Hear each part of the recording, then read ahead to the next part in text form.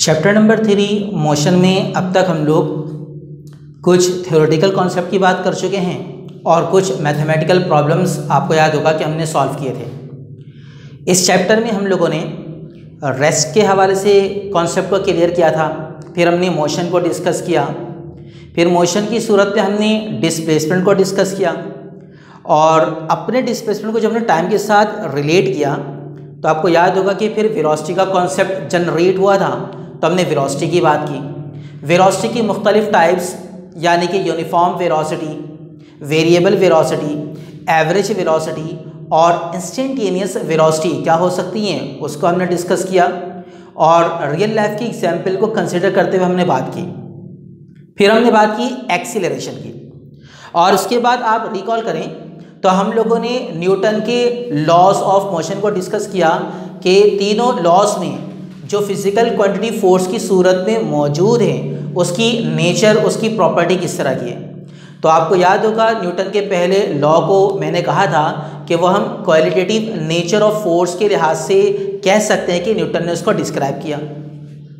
फिर इसी तरीके से जब हम फोर्स को क्वांटिटेटिव नेचर की बुनियाद पर डिस्कस करना चाहते हैं, यानी फोर्स क्वांटिटेटिवली किस तरह से रिलेट की जा रही होती है और किस तरह से उसको हम कैलकुलेट कर सकते हैं, तो आपको याद होगा उस हवाले से हमने न्यूटन के सेकंड लॉ की बात की थी। और अगर एक बॉडी किसी दूसरे बॉडी पर या कोई दूसरी बॉडी किसी पहले वाले बॉडी पर कोई फोर्स लगा रही होती है तो फोर्स किस तरह से इफेक्ट कर रही होती है उसको हमने न्यूटन के थर्ड लॉ यानी कि एक्शन और रिएक्शन की सूरत में डिस्कस किया था। उसको हमने कहा था इफेक्टिव नेचर ऑफ फोर्स। फिर हमने इक्वेशन ऑफ मोशन और न्यूटन के लॉ से रेलिवेंट कुछ मैथमेटिकल प्रॉब्लम्स सॉल्व किए थे। आज उसी हवाले से हम सिलसिले को आगे बढ़ाएंगे। आज जो न्यूमेरिकल हम सॉल्व कर रहे हैं उसका ताल्लुक भी इक्वेशन ऑफ मोशन से ही होगा। तो मैं उम्मीद करता हूं कि आप साथ साथ प्रैक्टिस कर रहे होंगे और अब आपको फिर इसके न्यूमेरिकल्स आसान लगना शुरू हुए होंगे। आज के न्यूमेरिकल को स्टार्ट करते हैं, देखते हैं कि यहाँ पर हमें किस तरह की कंडीशन बताई गई है। तो यहाँ देखिए लिखा हुआ है a helicopter is ascending at a rate of 12 metre per second. एक हेलीकॉप्टर असेंड कर रहा है। असेंडिंग का मतलब होता है कम से ज़्यादा की तरफ जाना। अगर हम हेलीकॉप्टर को देखें तो हेलीकॉप्टर के लिए असेंडिंग का मतलब होगा नीचे से ऊपर की तरफ जाना, क्योंकि हेलीकॉप्टर इस तरह से मूव कर रहा होता है। तो अ हेलीकॉप्टर इज असेंडिंग, एक हेलीकॉप्टर ऊपर की तरफ उठ रहा है at a rate of 12 metre per second. किस रेट से उठ रहा है? 12 मीटर पर सेकेंड। यहाँ जो फिजिकल क्वांटिटी आपको दी गई है इसके यूनिट पर गौर करें तो यूनिट से पता चल रहा है कि ये आपको वेलोसिटी दी गई है, हेलीकॉप्टर की स्पीड दी गई है। बास औकात न्यूमेरिकल के अंदर वेलोसिटी, स्पीड यानी फिजिकल क्वांटिटी का नाम मेंशन नहीं होता। आपको अंदाज़ा लगाना होता है यूनिट से कि यूनिट क्या डिस्क्राइब कर रहा है। 12 मीटर पर सेकेंड हम थ्योरी में डिस्कस कर चुके हैं कि metre per second is the unit of speed और वेलोसिटी।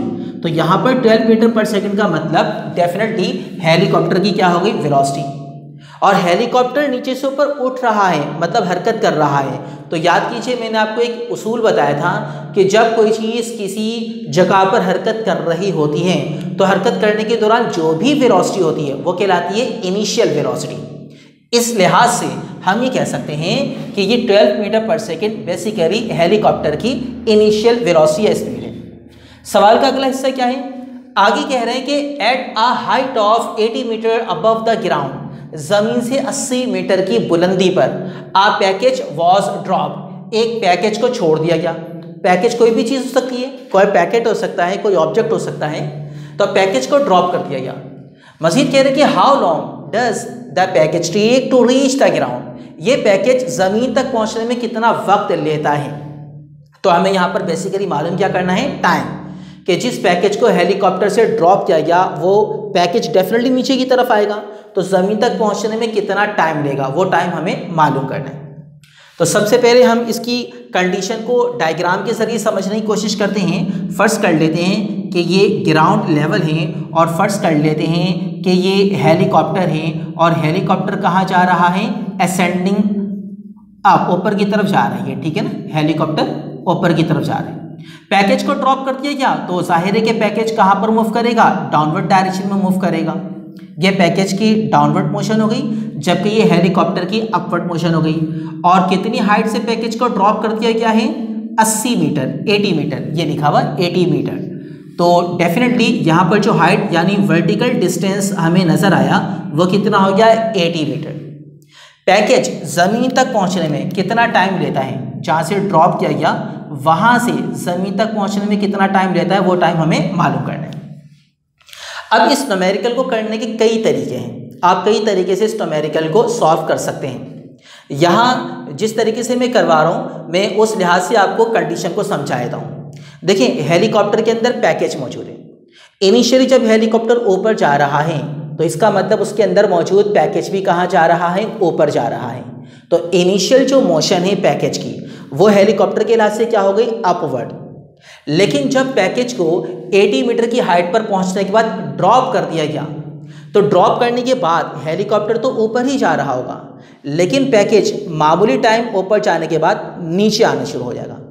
तो आफ्टर ड्रॉपिंग डायरेक्शन क्या हो जाएगी हेलीकॉप्टर की? अपवर्ड, और पैकेज की डायरेक्शन क्या हो जाएगी? डाउनवर्ड, यानी दोनों डायरेक्शन अपोजिट हो जाएगी। और फिर जो हेलीकॉप्टर की वेलोसिटी बताई गई है यहाँ पर 12 मीटर पर सेकेंड, जाहिर है कि वही वेलोसिटी पैकेज की भी होगी, क्योंकि जब आप किसी गाड़ी के अंदर बैठे हुए होते हैं और गाड़ी मूव कर रही होती है तो जो गाड़ी की वेलोसिटी होती है जाहिर है आपकी वेलोसिटी भी वही होती है। इस सूरत में पैकेज की इनिशियल वेलोसिटी वही होगी जो हेलीकॉप्टर की इनिशियल वेलोसिटी है। लेकिन ड्रॉप होने के बाद की कंडीशन को ध्यान में रखना है आपने कि ड्रॉप होने के बाद हेलीकॉप्टर तो ऊपर ही जा रहा है बट पैकेज कहाँ जा रहा है? डाउनवर्ड। देखिए, फर्स्ट कीजिए मेरे हाथ में ये पैकेज है और मेरे हाथ को आप हेलीकॉप्टर सपोज कर लें, तो हेलीकॉप्टर ऊपर जा रहा है, पैकेज भी ऊपर जा रहा है। 80 मीटर की हाइट के बाद जब ड्रॉप किया गया तो पैकेज तो नीचे आया बट हेलीकॉप्टर कहाँ चला गया? ऊपर। इट मीन्स ड्रॉप होने के बाद दोनों की डायरेक्शन रिवर्स हो गई। अगर डायरेक्शन रिवर्स हो गई तो अब हम डेटा में उसको कैसे लिख सकते हैं? हम यूँ लिख सकते हैं initial speed of the package, इसको मैं विथ नेगेटिव साइन लिख रहा हूं। मैं जिस तरीके के जरिए करवा रहा हूं उसके मुताबिक एक्सप्लेन कर रहा हूं कि ड्रॉप होने के बाद हेलीकॉप्टर तो ऊपर ही जा रहा है बट पैकेज कहां पर आ गया? डाउनवर्ड। सवाल में नेगेटिव साइन मेंशन नहीं है, मैंने क्यों यूज किया? क्योंकि दोनों की डायरेक्शन अपोजिट हो गई और वेलोसिटी वेक्टर क्वांटिटी है, उस सूरत में अपोजिट डायरेक्शन की वजह से यह नेगेटिव साइन आना चाहिए। रीजन लिख देता हूं यहाँ ताकि प्रैक्टिस के दौरान आपको समझने में आसानी हो। रीजन लिख देते हैं because package moves down and helicopter moves up. Helicopter ऊपर जा रहा है, पैकेज डाउन आ रहा है, तो वेलोसिटी क्या होगी? नेगेटिव। एक चीज तो यहां पर ये क्लियर हो गई होगी। दूसरी बात देखिए कि यहां पर ये है वर्टिकल मोशन, और जब कोई चीज वर्टिकली मूव कर रही होती है तो वहां पर हम एक्सेशन को in the form of gravitational action लिख रहे होते हैं। तो यहां पर हम उसी हवाले से ये लिख सकते हैं कि ग्रेविटेशनल एक्सीलरेशन, जिसको हम जी से जाहिर करते हैं, उसकी वैल्यू क्या हो गई? 9.8 मीटर पर सेकेंड स्क्वायर। तीसरी चीज जो सवाल में गिवन है वो ये है कि हेलीकॉप्टर जाहिर वर्टिकली मूव कर रहा था तो हाइट आपको गिवन है, और हाइट को हम जाहिर करेंगे h से, तो हाइट हो गई 80 मीटर। मालूम क्या करना है? हेलीकॉप्टर ने ज़मीन तक पहुंचने में कितना टाइम लिया वो टाइम हमें मालूम करना है। तो देखते हैं कि इस न्यूमेरिकल को कैसे सॉल्व किया जाए। यहाँ हमें मुकम्मल तौर पर हरकत नज़र आ रही है, और हरकत को मैथमेटिकली एनालाइज करने के लिए मैंने आपको बताया था कि हम इक्वेशंस ऑफ मोशन का इस्तेमाल करते हैं। तो सबसे पहले साइड में मैं इक्वेशंस ऑफ मोशन एक दफ़ा फिर लिख देता हूँ और फिर हम देखेंगे कि हमें कौन सी कंडीशन यूज़ करनी है। याद कीजिए, फर्स्ट इक्वेशन ऑफ मोशन जो हम पढ़कर आए हैं और हमने पिछले न्यूमेरिकल्स में भी उसको यूज़ किया, वो क्या थी? Vf equals Vi plus AD। Second equation of motion S equals VIT plus half AT square.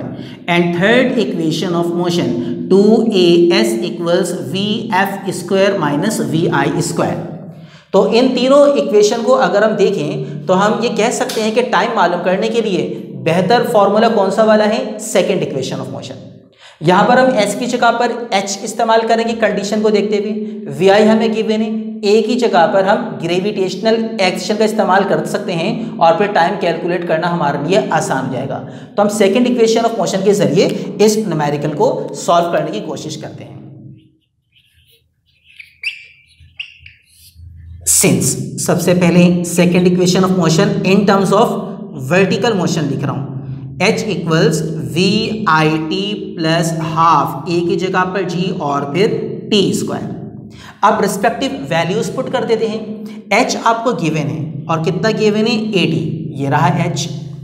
We I negative sign के साथ लिखेंगे, आपको कंडीशन समझाइए कि नेगेटिव साइन में क्यों ले रहा हूं, तो वैल्यू में नेगेटिव साइन के साथ लिख रहा हूं 12, टाइम हमें मालूम करना है, प्लस हाफ g की जगह पर हम यूज करेंगे gravitational acceleration which is 9.8 metre per second square, तो मैंने 9.8 इसीलिए लिख दिया है, और फिर t स्क्वायर। अब देखिए 80 equals with negative sign 12t plus 9.8 को अगर मैं 2 से डिवाइड कर देता हूँ, 9.8 को 2 से डिवाइड करने पर हमें हासिल होगा 4.9, तो हम यहाँ पर लिख सकते हैं 4.9t स्क्वायर। अब सिंप्लीफाई होकर जो एक्सप्रेशन हमें लिखी हुई नज़र आ रही है, इस एक्सप्रेशन पर गौर करें। हमें मालूम करना है टाइम, तो टाइम यहाँ पर भी मौजूद है और यहाँ पर भी मौजूद है, और टाइम की जो मैक्सिमम पावर हमें नज़र आ रही है वो क्या है, स्क्वायर। तो हम इस इक्वेशन को देखकर कह सकते हैं कि ये क्वाड्रेटिक इक्वेशन बनती हुई नज़र आ रही है। इस क्वाड्रेटिक इक्वेशन को स्टैंडर्ड फॉर्म में कन्वर्ट कर देता हूँ मैं। क्वाड्रेटिक इक्वेशन की स्टैंडर्ड फॉर्म क्या है वो भी आप याद कर लें। इक्वेशन के एक साइड पर 0 होना चाहिए, यहाँ पर इक्वेशन के एक साइड पर 0 नहीं है। मैं इसको करता ये हूँ कि लेफ्ट हैंड साइड पर जो 80 है इसको राइट हैंड साइड पर शिफ्ट कर देता हूँ, ताकि ये 80 वेरिएबल मतलब टाइम वाली साइड पर शिफ्ट हो जाए। जब मैं 80 को वहाँ पर शिफ्ट करूँगा तो अब राइट हैंड साइड जो मेरे पास बन जाएगी वो कुछ इस तरह की होगी। ज़रा गौर कीजिए, सबसे पहले मैं लिख रहा हूँ 4.9t स्क्वायर, अरेंज करके लिख रहा हूँ, स्क्वायर वाले टर्म को मैंने पहले लिखा। सेकंड नंबर पे मैं लिख रहा हूँ विथ नेगेटिव साइन 12t, यानी कि 4.9t स्क्वायर माइनस 12t, और जब मैं इस 80 को लेफ्ट से राइट साइड पर शिफ्ट करूंगा तो इसका साइन पलट जाएगा, यहाँ पॉजिटिव यानी प्लस है तो वहाँ पर जाकर माइनस हो जाएगा, माइनस 80। अब लेफ्ट हैंड साइड पर क्या बचना चाहिए, 0, तो मैंने फर्स्ट करने साइड को इंटरचेंज कर दिया तो 0 आ गया राइट साइड पर।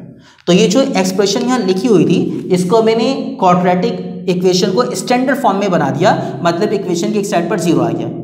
अब इस इक्वेशन को सॉल्व करने के कई तरीके हो सकते हैं। ईजिएस्ट वे यहाँ पर यही है कि आप क्वाड्रेटिक फार्मूला इस्तेमाल कर लें। हम फैक्टराइज करने का तरीका भी सीख कर आए हैं, बट यहाँ पर फैक्टराइज करना थोड़ा सा मुमकिन नहीं रह पाएगा, क्योंकि ये डेसिमल पॉइंट के साथ आपको वैल्यू नज़र आ रही है, मुश्किल हो जाएगा फैक्टराइज करना। तो हम यहाँ पर क्वाड्रेटिक फार्मूला यूज़ कर लेते हैं। आप याद कीजिए क्वाड्रेटिक फार्मूला क्या था जो आप छोटी क्लास से पढ़ कर आए हैं। आसानी के लिए मैं यहाँ पर लिख देता हूँ, with negative sign b plus minus square root B square minus 4ac divided by 2a। जो फॉर्मूला आप पढ़कर आए हैं, इस फॉर्मूले में b का मतलब क्या होता है, b का मतलब होता है पावर 1 वाली टर्म का कॉफिशिएंट, a का मतलब होता है स्क्वायर पावर वाली टर्म का कॉफिशिएंट, और c का मतलब होता है कांस्टेंट। तो चेक करते हैं कि यहाँ पर a, b और c क्या है। पहले उसको थोड़ा सा सेपरेट कर लेते हैं, यहाँ यूँ लिख लेते हैं हियर। इस इक्वेशन से हमें पता चल रहा है कि स्क्वायर वाली टर्म का कॉफिशिएंट 4.9 है, तो इसको हम क्या कह देंगे, इसको हम कह देंगे a बराबर हो गया 4.9। पावर 1 वाली टर्म का कॉफिशिएंट कहलाता है b, तो b यहाँ पर क्या है आपके पास नेगेटिव साइन के साथ लेना होगा, जो साइन होता है उसको लेना ज़रूरी होता है, तो b हो गया विथ नेगेटिव साइन 12। और फिर जहाँ पर वेरिएबल नहीं होता वो कांस्टेंट कहलाता है। तो यहाँ देखिए टाइम हमें मालूम करना है, टाइम नहीं है, वेरिएबल नहीं है, तो ये हो जाएगा c। तो c आपके पास आ गया माइनस साइन के साथ 80। अब यूज़ करते हैं क्वाड्रेटिक इक्वेशन, क्वाड्रेटिक फार्मूला, और उसमें सब्स्टिट्यूट करके हम क्या निकाल सकते हैं, टाइम। तो आगे चलते हैं, देखते हैं कि मज़ीद सॉल्यूशन किस तरह का मुमकिन है। बाय क्वाड्रेटिक फार्मूला, चूंकि टाइम हमें मालूम करना है तो टाइम को हम वेरिएबल कंसीडर कर रहे हैं, टाइम की सेंस में लिखेंगे, टी लिख दिया मैंने। फार्मूला लिख रहा हूं with negative sign b plus minus square root b² minus 4ac divided by 2a। वही फॉर्मूला जो छोटी क्लास के मैथमेटिक्स में आप पढ़ कर आए हैं, यहाँ एक बार फिर मैंने लिख दिया है। रिस्पेक्टिव वैल्यूज पुट कर देते हैं। t equals with negative sign. b की जगह पर हम क्या लिखेंगे? -12। देखिए एक माइनस पहले से मौजूद है, वो मैंने लिख दिया है। अब b की जगह पर हम क्या लिखेंगे? -12, फिर प्लस माइनस स्क्वायर रूट में b²। अब b² की जगह पर हमें क्या लिखना है? -12²। ठीक है, और फिर अगर आप आगे चलें तो -4, a की जगह पर हम लिखेंगे 4.9 और c की जगह पर हम लिखेंगे -80। ये पूरा का पूरा स्क्वायर रूट के अंदर होना चाहिए। कोई एक चीज़ भी स्क्वायर रूट से बाहर आ गई तो फिर वो गलत हो जाता है कॉन्सेप्ट के लिहाज से। तो आपको ये देखना है कि b² -4ac सब कुछ स्क्वायर रूट के अंदर है, तो तमाम की तमाम रिस्पेक्टिव वैल्यूज़ भी स्क्वायर रूट के अंदर ही होनी चाहिए। और डिनोमिनेटर में क्या मौजूद है? 2a, तो डिनोमिनेटर में हम लिख देते हैं 2 और साथ में क्या है? a means 4.9। देखिए मैंने तमाम रिस्पेक्टिव वैल्यूज पुट की। a की जगह पर 4.9 पुट किया है, b की जगह पर -12, जहाँ जहाँ b है वहाँ -12 और c की जगह पर -80 सब्स्टिट्यूट किया हुआ है। मज़ीद सॉल्व कर लेते हैं। t इक्वल्स माइनस माइनस ये प्लस हो गया, फिर प्लस माइनस स्क्वायर रूट। अब देखिए नेगेटिव साइन स्क्वायर से ख़त्म हो जाएगा। पावर इवन हो तो negative real number positive real number बन जाता है। आप पढ़ कर आएंगे ये चीज़ भी छोटी क्लास में। तो नेगेटिव साइन स्क्वायर से ख़त्म हो गया। 12 का स्क्वायर क्या हो जाएगा यहाँ पर? 144। फिर आगे चलिए माइनस माइनस प्लस, 4 को 4.9 और फिर 80 से मल्टीप्लाई कीजिए तो ये हो जाएगा 1568 डिवाइडेड बाय 4.9 को 2 से मल्टीप्लाई कर दीजिए 9.8। मज़ीद आगे चलते हैं। t equals 12 plus minus square root. ये दोनों वैल्यूज़ स्क्वायर रूट के अंदर ऐड हो रही हैं, तो इन दोनों को प्लस कर देते हैं। यानी अब सिंपल मैथमेटिकल वर्क ही रह गया है। जो कॉन्सेप्ट था वो तो आप अप्लाई कर ही चुके हैं। सिंपल मैथमेटिकल कैलकुलेशन करते चले जाइए। तो दोनों को ऐड कर देते हैं। 1712 आ गया और नीचे क्या आ गया? 9.8। मज़ीद सॉल्व करते हैं। t इक्वल्स 12 प्लस माइनस 1712, इसका स्क्वायर रूट आप जब कैलकुलेटर पे सॉल्व करेंगे तो जवाब आ जाएगा तकरीबन 41.34 डिवाइडेड बाय 9.8। काफ़ी हद तक ये सिंप्लीफिकेशन हो चुकी है। आप देख रहे हैं कि यहाँ पर दो तरह के रेडिकल्स हैं, एक पॉजिटिव और एक नेगेटिव। तो मज़ीद आगे सिंप्लीफाई करने के लिए क्या ज़रूरी है कि पॉजिटिव रेडिकल वाली वैल्यू और नेगेटिव रेडिकल वाली वैल्यू को आप सेपरेट कर लें। तो हम यहाँ पर इसको अलग कर लेते हैं, पॉजिटिव और नेगेटिव रेडिकल्स को अलग कर लेते हैं। t equals 12 plus 41.34 divided by 9.8, या फिर t equals 12 minus 41.34 divided by 9.8। तो t इक्वल्स ये दोनों ऐड हो रहे हैं 53.34 डिवाइडेड बाय 9.8 और t इक्वल्स यहाँ 41.34 माइनस का है, 12 प्लस का है, सब्ट्रैक्शन का प्रोसेस होगा। तो 41.34 में से 12 को माइनस कर दीजिए, ये हो जाएगा 29.34। चूँकि बड़े वाले नंबर के साथ माइनस का साइन है लिहाजा यहाँ पर माइनस का साइन आएगा और नीचे 9.8 डिवाइड कर दीजिए तो ये तकरीबन हो जाएगा 5.4 सेकेंड और ये हो जाएगा विथ नेगेटिव साइन 2.9 सेकेंड तकरीबन। तो इस तरह टाइम की दो वैल्यूज आ गई। सवाल ये पैदा होता है कि हम टाइम की कौन सी वाली वैल्यू लें। तो आप जानते हैं कि टाइम हमेशा पॉजिटिव रियल नंबर के साथ जाता है। नेगेटिव टाइम जो होता है वो मीनिंगलेस है। तो हम नेगेटिव टाइम जो यहाँ पर नज़र आ रहा है उसको इग्नोर कर देंगे क्योंकि ये मीनिंगलेस है। टाइम कभी नेगेटिव तो होता ही नहीं है। तो टाइम की पॉजिटिव वैल्यू लेंगे, यानी जिस पैकेज को 80 मीटर की हाइट से ड्रॉप किया गया था वो ज़मीन तक पहुँचने में कितना टाइम लेगा? 5.4 सेकेंड्स का। तो यहाँ पर ये न्यूमेरिकल ख़त्म होता है।